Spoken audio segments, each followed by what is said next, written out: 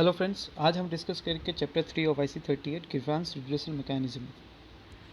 तो यहाँ पर आपको पहला एक चीज़ याद रखना है कि full form of IGMS integrated grievance management system, ये क्या होता है।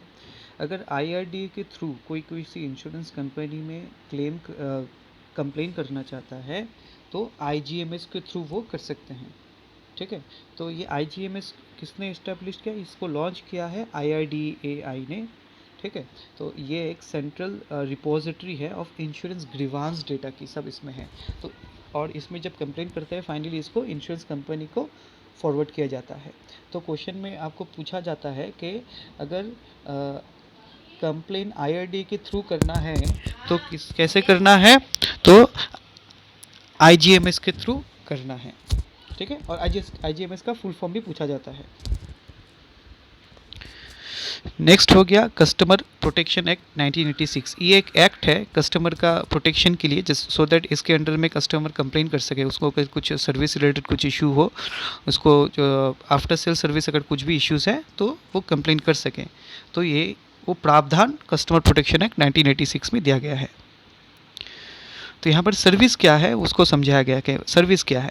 सर्विस मतलब है किसी चीज़ का, पकड़ लीजिए फॉर एग्जांपल यहाँ पर जैसे दिया गया है किसी चीज़ को खरीद के उसको यूज़ के पर्पस में लिया जाता है, for the purpose of usage, और कुछ अगर उनको बेनिफिट दिया जाता है, जैसे फिनेंशियल सर्विस होता है, इंश्योरेंस सर्विस होता है, ट्रांसपोर्ट। सो ये सब सर्विस के एग्जांपल्स हैं जिसमें वेरियस सर्विस मिलता है कि यहाँ पर हम लोग कुछ चीज़ें नहीं करते हैं बट हमको सेवाएँ मिलती हैं। सर्विस मतलब सेवा।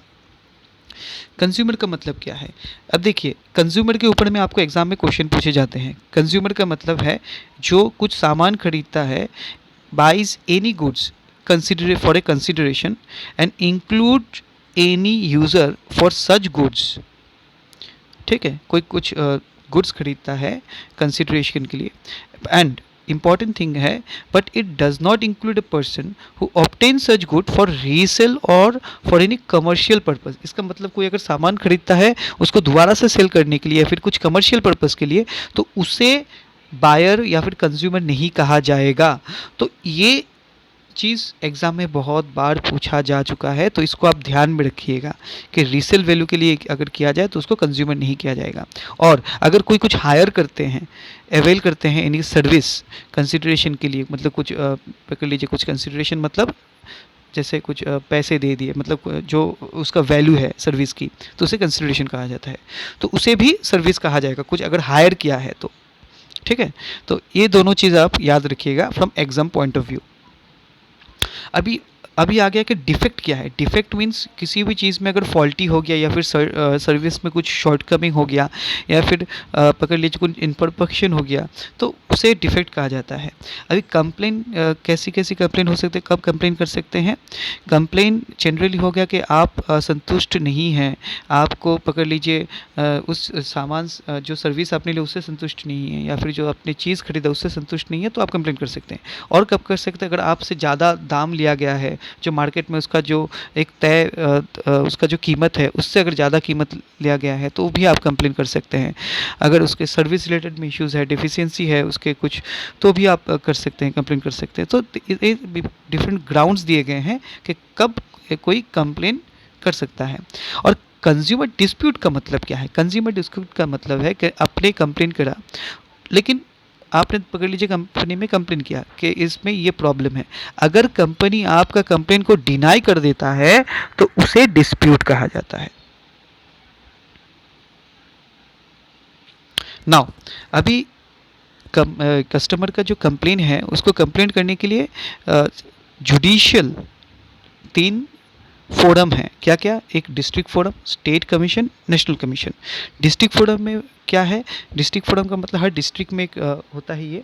तो इसमें क्या है कि कोई भी जाके जिसका पकड़ लीजिए जो कंप्लेन की राशि हो, कंप्लेन मतलब उसने जो सामान खरीदा, पकड़ लीजिए एक गाड़ी खरीदा, गाड़ी का वैल्यू है 12 लाख रुपए, तो उस गाड़ी के रिलेटेड अगर कुछ कंप्लेन हुआ तो उसका क्या है, वो कहाँ पर कंप्लेन कर सकता है, वो डिस्ट्रिक्ट फोरम में कंप्लेन कर सकता है। जैसे कोई इंश्योरेंस पॉलिसी लिया, उसका मतलब 20 लाख का इंश्योरेंस पॉलिसी है, 20 लाख के नीचे, तो कहाँ पर कंप्लेन कर सकता है, डिस्ट्रिक्ट फोरम में। अगर 20 लाख से ज़्यादा वैल्यू का है और 100 लाख से ज़्यादा है, कहाँ कंप्लेन कर सकता है, स्टेट कमीशन में। स्टेट कमीशन को एपीलेट अथॉरिटी भी बोला जाता है। एपीलेट अथॉरिटी मतलब डिस्ट्रिक्ट फोरम में अगर उसको खारिज कर दिया उसके एप्लीकेशन को, तो अगर उससे संतुष्ट नहीं है कस्टमर, तो वो स्टेट कमीशन में अपील कर सकते हैं। उसके बाद हो गया नेशनल कमीशन। नेशनल कमीशन में जो वैल्यूज़ हैं वो मोर देन 100 लैक्स, 100 लाख के ऊपर में अगर आपका कंपेंसेशन क्लेम जो होता है वो 100 लाख के ऊपर में अगर होता है, तो वो नेशनल कमीशन में अपील कर सकते हैं और अप्लाई कर सकते हैं। ठीक है, अभी आ जाता है नेचर ऑफ कंप्लेन। किस टाइप के कंप्लेंट्स होते हैं। जनरली होता है delay in settlement of claim, claim settlement में अगर देरी हो जाए तब कंप्लेंट होता है। Then non settlement of claim, अगर क्लेम सेटल करने के लिए वो राज़ी नहीं है तो non settlement. Then repudiation of claim, मतलब क्लेम को पूरा रेपुटेट कर दिया कि नहीं, कैंसिल ही कर दिया, इसको नहीं करेंगे ग्राउंड देके कि ये रीज़न के लिए। Then quantum of loss. Quantum of loss का मतलब है, पकड़ लीजिए आपको बोला गया था कि आपको इतना मैच्योरिटी में इतना अमाउंट मिलेगा, लेकिन बाद में देखा गया कि आपको कम मिला, तो उस हिसाब से। Then policy terms and condition. Policy terms and condition में भी अगर कुछ गड़बड़ी आपको दिखता है कि आपको जो टर्म्स एंड कंडीशन बताए गए थे वो बाद में नहीं है, तो उसमें भी आप कंप्लेन कर सकते हैं। देन इंश्योरेंस ओम्बड्समैन, ये बहुत इंपॉर्टेंट है। Insurance ombudsman, insurance ombudsman central government के, सेंट्रल गवर्नमेंट ने इसको इस्टेब्लिश किया गया है। देखिए under this scheme the insurance act 1938। ठीक है, तो इंश्योरेंस ओम्बड्समैन क्या है। ओम्बड्समैन एंड जो हम लोगों ने डिस्ट्रिक्ट फोरम देखा, दोनों एक ही काम करते हैं कि मतलब जितने भी डिस्प्यूट्स हैं, मतलब कस्टमर के जितने भी कंप्लेंट हैं उसको एड्रेस करते हैं।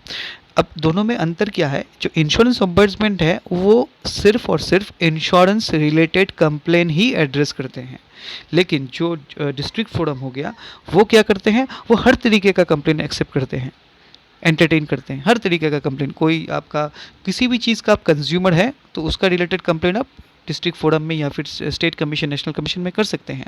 लेकिन इंश्योरेंस ओम्बड्समैन में ओनली इंश्योरेंस रिलेटेड कंप्लेन ही होगा, और इसकी भी लिमिट कितनी है, अप टू 20 लैक्स।